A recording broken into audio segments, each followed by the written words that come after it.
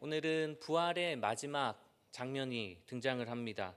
고린도전서 15장은 부활장이라고 지금 몇 주간에 걸쳐서 계속 말씀을 들었습니다. 그 마무리를 하는 시간인데요. 우리의 부활은 누구입니까? 예수 그리스도예요. 우리의 부활은 예수 그리스도밖에 없습니다. 부활은 이전에 목사님들께서 설교하셨듯이 애매모호한 것이 아닙니다. 분명합니다. 우리 앞에 다가오는 그 부활을 기대하시면서 오늘 말씀에 은혜 받으시길 축복합니다. 하나님의 관점에서 보면 부활이라고 하는 것은 약속의 성취와도 같습니다. 언약의 성취예요. 우리 모두는 하나님의 언약, 그 부활의 언약 위에 서 있는 하나님의 백성이라는 것이죠. 언약은 하나님께서 역사 가운데 당신의 백성들, 이스라엘 백성들을 통해서 주신 은혜의 약속입니다. 메시아를 보내주시기로, 구원자를 보내주시기로 약속하셨죠. 선지자들을 통해서 계속 그것을 강조해 주셨어요. 그리고 마침내 예수 그리스도께서 오셨고 부활을 이루셨습니다. 언약이 성취가 된 거예요. 그 언약이 우리에게까지 효력이 있는 것입니다. 그것을 우리는 소망하면서 그 부활의 날을 기대하면서 살아가는 자가 그리스도인들인 것이죠. 오늘 언약의 관점에서 우리가 부활을 마지막으로 한번 살펴보고자 합니다. 첫 번째 우리가 함께 나누고 싶은 것은 아담 안에서 우리는 한계에 부딪힐 수밖에 없다는 거예요. 오늘 바울이 뭐라고 말합니까? 50절 말씀에 보면 형제들아 내가 이것을 말하노니 혈과 육은 하나님 나라를 이어받을 수 없고 또한 썩는 것은 썩지 아니하는 것을 유업으로 받지 못하느니라. 이 말씀이 무엇을 의미합니까? 우리의 육체로는, 우리 자신으로는 하나님 나라를 유업으로 받을 수 없다. 그것을 이야기하는데요. 헬라 문화권에서는 영과 육을 분리했어요. 구별해서 이야기를 합니다. 영은 고차원적이고 거룩하고 성스러운 것이다. 대신에 육은 너무나 가치도 없고 마음대로 해도 되는 것이다. 헬라 문화권에서는 그렇게 생각을 했어요. 그러나 히브리인들의 사고 속에서 영과 육은 구분되지 않습니다. 하나입니다. 전인격체로 하나로 생각을 하는 거예요. 그런데 오늘 본문에 바울은 혈과 육은 하나님 나라를 이어받을 수 없다. 유업으로 받을 수 없다. 그렇게 말씀하고 있습니다. 이것은 창세기 3장에 범죄한 그 아담을 두고 이야기하는 것이라고 볼 수가 있어요. 아담이 범죄를 했습니다. 죄로 오염당했어요. 이제 죄로 오염된 그 아담 안에서 우리는 다 썩어질 존재가 된 것입니다. 하나님께서 아담에게 심판을 내리실 때 어떻게 말씀하십니까?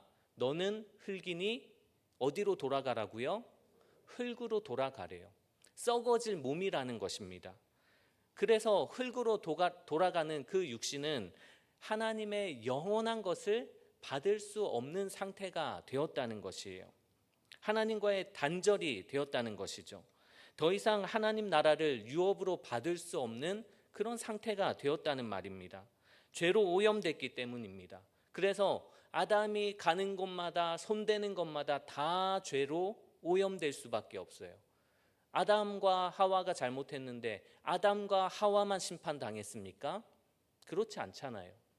창세기 말씀에 보면 땅도 저주를 받고 모든 피조 세계가, 피조물들이 다 같이 저주를 받는 거예요. 아담의 죄로 인해서.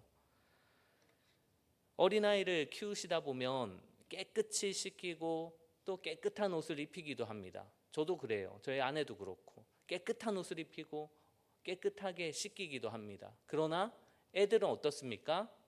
밖에 나가서 막 뒹굴면서 놀아요. 땅바닥이든 어느 물이든 다 뒹굴면서 다 옷을 더럽게 만듭니다.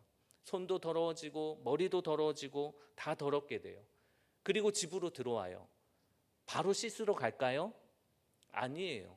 장난감 보이면 장난감 만지고, 배고프면 밥 달라고 숟가락 만지고, TV도 만지고, 소파도 앉고, 그 더러운 몸을 가지고 그대로 생활하는 거예요. 가는 곳곳마다 다 흔적이 남게 되겠죠. 오염된 것들이 그대로 다 묻혀지게 됩니다. 그런 상태가 됐다는 거예요, 우리가. 개인적으로 제가 결혼 전에 이제 차가 아직 없을 때는 지하철을 많이 이용을 했습니다. 어떤 분들은 버스를 좋아하시기도 하는데 풍경 보면서 가는 걸 좋아하시는데 저는 빠른 게 좋아요. 그래서 지하철을 주로 탔어요. 지하철을 타고 가다 보면 이제 노숙하시는 분들을 간혹 만나게 됩니다. 그런데 겨울 같은 경우에는 그렇게 막 힘들지는 않은데 여름 같은 경우에는 냄새로 인해서 조금 힘들 때가 있어요. 그분들이 잘 씻을 수 없기 때문이죠. 그런 환경이 안 되기 때문에. 자신들은 어떻습니까? 냄새를 맡을까요? 못 맡을까요? 자기 냄새는 못 맡아요. 코라고 하는 것이 우리 몸에서 제일 빨리 피곤해지는 기관이라고 합니다. 그래서 같은 냄새를 계속 주기적으로 맡으면 제일 먼저 마비가 되는 거예요. 다른 냄새가 들어오기 전에는 코는 제 기능을 하지 못하는 겁니다. 그래서 자기 냄새를 맡지 못해요. 그런데 다른 사람들은, 옆 사람들은 그 코를 찌르는 냄새 때문에 괴로워하는 것이죠. 이렇듯 우리는 아담이 오염되었기 때문에 내가 오염된 줄 모르고 살아가는 거예요.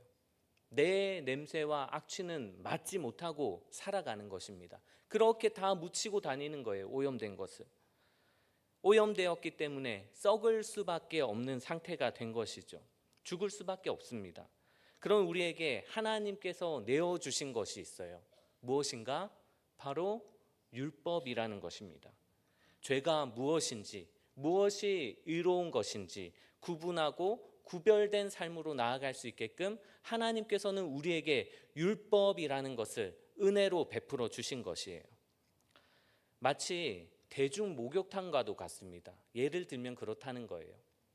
우리가 이전에 각각 집에 수도시설이 막 많이 만들어지지 못했을 때는 어떻습니까? 매일 씻을 수 있었습니까? 못했어요. 매일 못 씻었어요. 냇가나 우물가에 가서 빨래도 하고 멱도 감고 그렇게 생활을 했어요. 그런데 대중 목욕탕이 들어섭니다. 대중 목욕탕이 들어섰을 때 어떻게 했어요? 사람들이 몰려가는 거죠. 생일 때라든지 아니면 큰 명절, 추석이나 설날이나 이럴 때 갈 수가 있었던 곳 아니겠습니까? 그런데 이제 점점 보편화되고 더 많아지다 보니까 일주일에 한 번은 가족끼리 가는 곳, 대중 목욕탕. 저도 어렸을 때 부모님과 함께 늘 대중 목욕탕 주일 전 토요일에 같이 가고는 했었습니다. 아버지랑 가는 게 싫었어요, 사실. 왜냐하면 너무 빡빡 미르시니까 아픈 거예요. 그리고 뜨거운 물 너무 좋아하시니까 뜨거운 물 들어가면 저는 싫었는데 같이 들어가고 불려서 빡빡 미시니까 아프고 힘들고 저는 찬물에서 노는 게 좋았는데 그때는. 지금 저희 아들들이 그렇거든요. 하지만 그 대중 목욕탕은 한 번 간다고 해서 영원히 깨끗해집니까? 아니잖아요. 매번 가서 씻어야 되는 것이죠. 율법이 마치 그런 거예요. 율법이 모든 죄를 깨끗하게 해결해 줄 수 없습니다. 한 번은 해결해 주는 거예요. 한 번은 가서 내가 잘못한 것 대속죄일에 소나 양이나 짐승을 가지고 가서 제사장 앞에서 잡고 그 피를 또 뿌리고 그렇게 해서 내 죄를 속죄를 하게 됩니다. 그렇다고 해서 다 해결된 것이 아니에요. 또다시 죄를 짓게 되고 또 다른 율법을 어기게 되고 율법의 그 많은 항목 중에서 하나라도 어기면 나는 여전히 죄인인 거예요. 그러니 율법이 우리를 구원해 줄 수가 없는 것입니다. 그래서 율법을 통해서 죄는 권능을 발휘한다. 오늘 말씀에서도 그렇게 등장하는 거예요. 56절 말씀에 죄의 권능은 무엇이라고요? 율법이라고 말하는 거예요. 죄의 권능은 율법이다. 이 말이 무엇인가? 죄도 율법을 통해서 우리를 정죄한다는 거예요. 너 이거 지키지 못했잖아. 너 이것도 어겼네. 하나님, 이 사람은 이 죄를 지었습니다. 그렇게 정죄한다는 것입니다. 그래서 율법을 통해서 구원받을 수 있는 사람이 있습니까? 아무도 없다는 거예요. 그 누구도 율법을 완벽하게 지킬 수 있는 사람은 아무도 없기 때문이죠. 그래서 그 누구도 하나님 나라를 유업으로 받을 수가 없습니다. 율법을 통해서는. 그것이 우리의 한계라는 거예요. 아담으로부터 물려받은 그 죄 때문에, 오염된 것 때문에 우리의 한계는 구원으로 도저히 나아갈 수 없는 그런 상태가 되었다는 것입니다. 그러나 하나님께서는 큰 비밀을 우리에게 말씀해 주시고 또한 보여주셨습니다.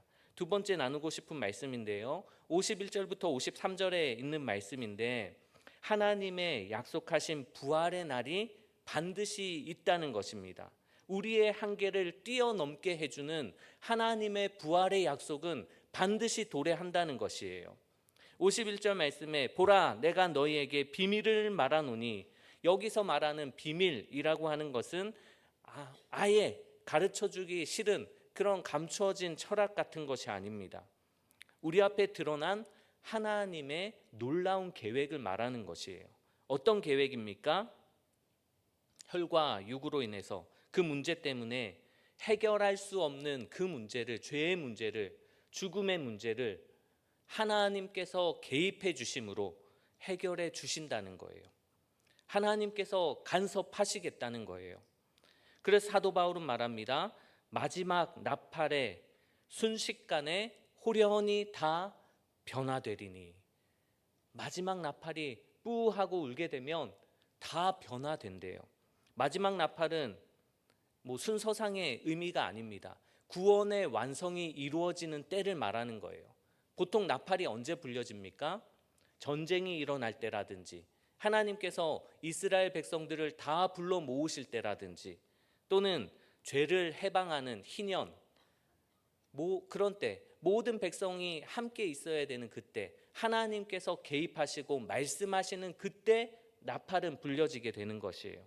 데살로니가전서 4장 16절 말씀에서도 하나님의 나팔은 그리스도의 재림과 죽은 자의 부활을 알려주는 신호로서 등장하고 있습니다. 바울은 52절 말씀에서 이 나팔 소리가 났을 때 죽은 자들이 어떤 것으로 다시 살아난다고 합니까? 썩지 아니할 것으로 다시 살아난대요. 우리는 원래 혈과 육으로 썩어질 것이었는데 그 나팔 소리가 불릴 때 썩지 아니할 것으로 다시 살아나고, 우리 역시 먼저 죽은 자들 말고 살아있는 자들 역시 함께 변화된다라고 말씀하고 있는 것이에요. 53절에서는 썩을 것이 썩지 아니할 것을 입겠고 죽을 것이 죽지 아니함을 입을 것이라, 그렇게 말씀하고 있습니다. 죽어있는 자들이나 살아서 변화되는 사람이나 모두 오염되었던 그 아담의 형상을 벗어 던지게 되는 거예요. 이제는 그 옛 아담의 형상을 벗어버리고 새 아담의 옷을 입게 되는 것이죠. 예수 그리스도께서 우리에게 주시는 그 의의 옷을 입게 되는 것입니다. 이것이 하나님께서 바울을 통해서 말씀해 주신 언약이라는 거예요. 언약의 비밀이라는 거예요. 첫 아담은 실패했습니다. 오염되었고 썩어 없어질 혈과 육으로 살아가는 인생으로 전락해 버립니다. 결국 말씀드렸듯이 하나님의 나라를 유업으로 받을 수 없는 상태였어요. 그러나 하나님께서는 언약해 주신 대로 예수 그리스도 새 아담을 보내주셨고, 그 새 아담이 이룬 그 온전함, 그 의로우심을 우리에게 입혀주신다는 거예요. 메시아가 이 땅에 오셨습니다. 그분은 우리의 죄 때문에 죽으셨어요. 그리고 다시 살아나셨습니다. 부활을 이루신 거예요. 그 부활을 이제는 우리의 것으로 만들어 주신다는 것이죠. 나팔 소리 날 때 호련히 변화될 그 날을 기대하시며 기다리는 믿음 있는 여러분들 다 되시길 축복합니다. 54절부터 57절 말씀을 보면요, 사망은 승리하지 못한다라는 것을 우리에게 보여주고 있습니다.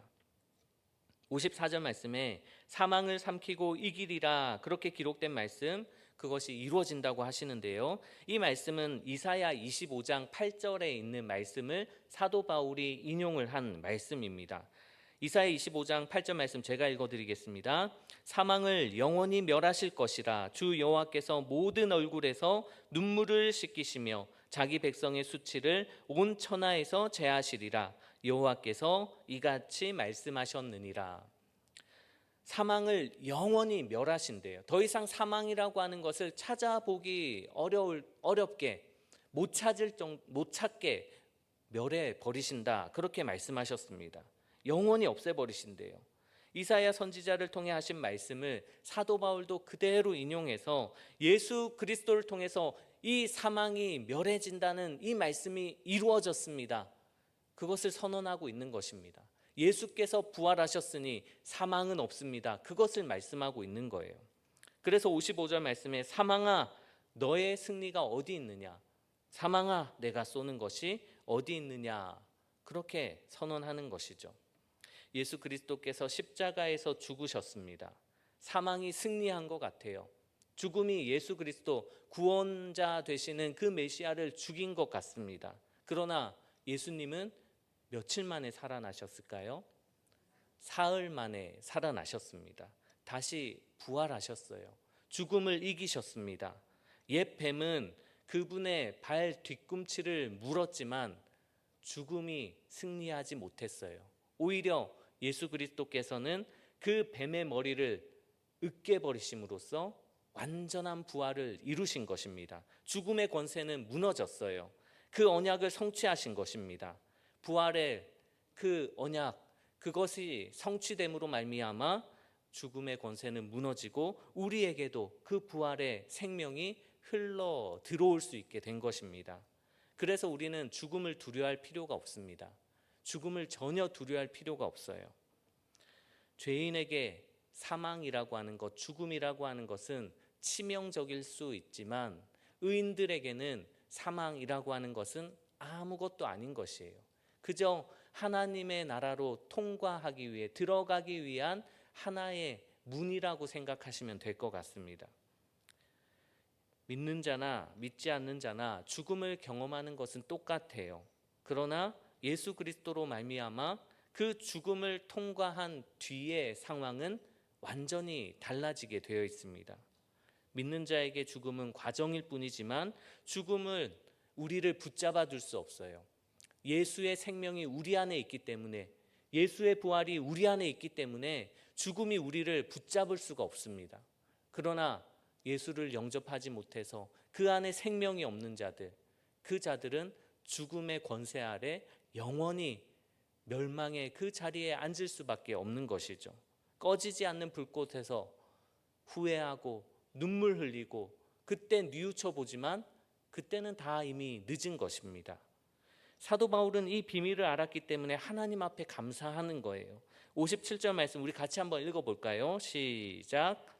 우리 주 예수 그리스도로 말미암아 우리에게 승리를 주시는 하나님께 감사하노니. 아멘. 예수 그리스도로 말미암아 우리에게도 승리를 주신 그 아버지 하나님, 그분께 감사할 수 있는 여러분들 다 되시길 축복합니다. 사망은 승리할 수 없습니다. 오직 예수 그리스도 그 구주를 영접했다고 하면 부활은 내 것이 된 것이에요. 승리는 내 것이 된 것입니다. 그 부활의 기쁨을 누릴 자격이 생긴 거예요. 예수를 믿으십니까? 예수의 부활을 믿으십니까? 그럼 죽음을 두려워하지 마십시오. 그 부활이 내 것임을 당당하게 선언하시면서 이 세상 살아가시길 축복합니다. 내가 무엇인가 공로가 있어서 그런 것 아닌 것 알잖아요. 예수의 공로입니다. 예수의 승리예요. 그런데 그걸 그저 거저 주셨다고요. 아무런 값 없이 주셨다고요. 그러니 은혜인 것이죠. 결론적으로 우리가 함께 살펴볼 때 사도 바울은 이 부활을 통하여 무엇을 전하고 싶은 걸까요? 58절 말씀도 우리 같이 한번 읽어보겠습니다. 58절 시작. 그러므로 내 사랑하는 형제들아 견실하며 흔들리지 말고 항상 주의 일에 더욱 힘쓰는 자들이 되라. 이는 너희 수고가 주 안에서 헛되지 않은 줄 알미라. 아멘. 사도 바울은 성도들에게 뭐라고 권면합니까? 흔들리지 말래요. 흔들리지 말래요. 교회를 흔들 만한 요소들이 너무나 많았던 그 고린도 교회의 상황을 우리가 앞서 다 살펴보았잖아요. 음행도 있었고 성도 간에 고소하고 그리고 서로 잘났다고 은사를 내세우고 나는 누구 파다 팔을 갈라서고 교회를 흔드는 일들이 너무 많았던 그때, 부활의 그 믿음까지도 흔들리는 그 상황 가운데서 사도 바울은 지금 성도들에게 말합니다. 흔들리지 마십시오. 믿음에 흔들리면 안 됩니다. 그것을 지금 강조하고 있는 거예요. 흔들리지 말고 대신 무엇에 힘쓰라고요? 주의 일에 더욱 힘쓰는 자들이 되라 권면하고 있습니다. 주의 일에 더욱 힘쓰는 자들이 되라. 부활이 반드시 이루어지기 때문입니다. 부활은 반드시 우리에게 나타날 것이기 때문에 주의 일에 더욱 힘쓰는 자들이 되라 권면하는 것이죠. 부활이 있음을 믿기에 우리는 주의 일에 힘써야 됩니다. 언제 힘써야 됩니까? 항상 힘써야 되는 거예요. 주의 일에 항상 힘쓰라고 돼 있잖아요. 항상 힘쓰라는 것은 내가 이것저것 분별해 가면서 골라가면서 힘쓰는 것이 아니에요. 모든 것을 주님께 하듯 하는 거예요. 예배 드리는 일, 기도하는 일, 찬양하는 일, 여기에만 힘쓰는 것이 아니고 내가 살아가는 모든 일상의 삶 속에서 힘쓰는 거예요. 주의 일임을 알고 그 모든 일을 힘써서 하는 것입니다. 죄가 무엇인 줄 아시잖아요. 그러니 죄와 상관없는 모든 일 가운데 힘쓰시는 여러분들 다 되시길 축복합니다. 죄와 싸워야 되는 거예요. 죄 짓는 일에 앞장서는 것이 아니라 죄와 싸워야 됩니다. 가정을 소홀히 하면 안 돼요. 자녀들을 양육하는 일에, 또한 부부간에, 또한 직장에서, 사업장에서, 어디에서 무엇을 하든지 간에 주님 앞에 서 있음을 깨닫고 죽게 하듯 힘써서 감당하셔야 되는 것입니다. 내 몸을 돌보는 일도 잘 감당하셔야 되는 거예요. 교회 공동체를 위해서도 덕을 끼치기 위해서 최선을 다해야 되는 것입니다.